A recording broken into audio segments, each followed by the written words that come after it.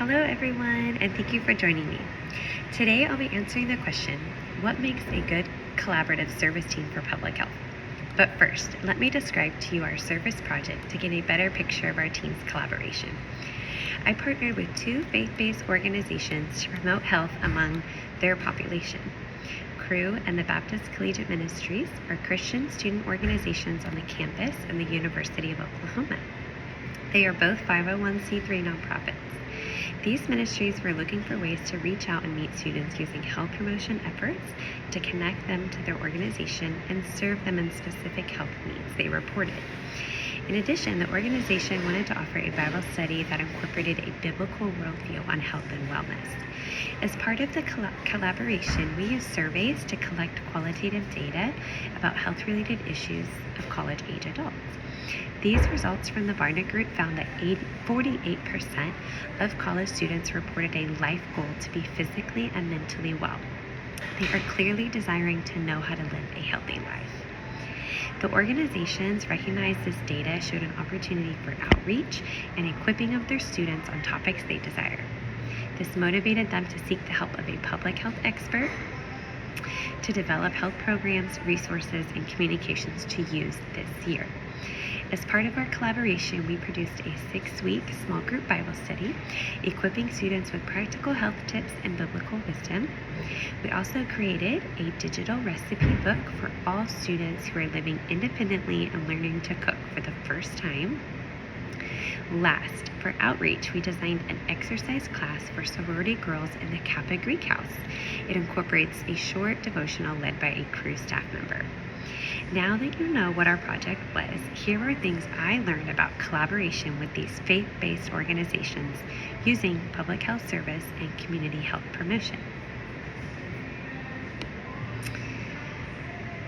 A good collaborative service team in public health is rooted in these key qualities. 1, having shared vision and goals. Both myself and the faith organization team members share the same vision. The students' spiritual wellness was our number one priority, and the gospel message of a healthy spirit for all eternity through Jesus and Jesus alone was going to be priority message and objective number one. In collaboration, even though I am a public health expert, I see that my role is to support the client and fellow team members' mission first through the expertise I can give. I also happen to share the same faith values, so that did make the project more successful. Number 2, clear communication and mutual respect. Maintaining good and timely communication with your teammates, as well as respecting co-laborers' skills and responsibilities, are great ways to stay on track and make every team member feel valued and included. This increases morale and their performance to the joint task. 3, maintaining cultural sensitivity and contextual relevance. In this context, making sure our materials were spiritually relevant, as the faith organizations were essentially the ones who were implementing the materials. 4, understanding capacity and resources for sustainability. Last, creating a deliverable for these groups that they could implement as laymen and with their staff members was key in creating something simple and effective for them to continue to use no matter their human or financial resources. The following public health competencies were used during the service learning project as well. 1, communication skills. I developed public health messages using language and visuals that aligned with the ministry's mission and the faith-based context.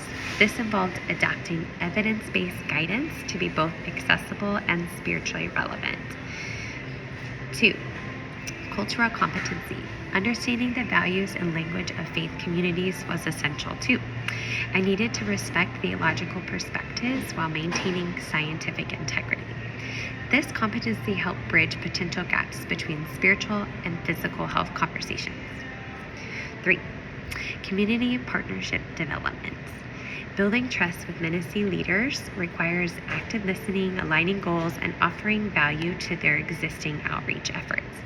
I wasn't just bringing in resources, I was co-creating with them.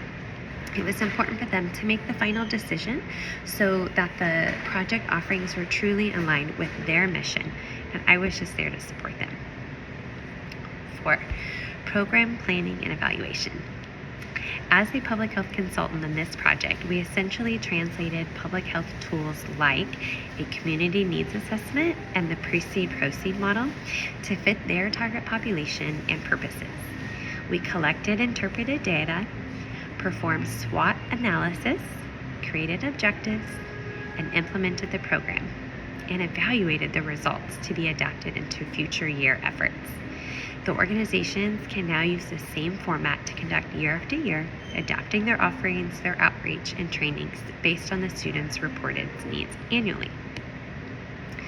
What made this a strong collaborative team effort was the shared mission to serve, clear communication and respect to learn from one another, and the intentional weaving together of the spiritual and scientific insights. My service learning project reminded me that public health is most effective when we meet people where they are, and in this case, at the intersection of faith and health. Thank you.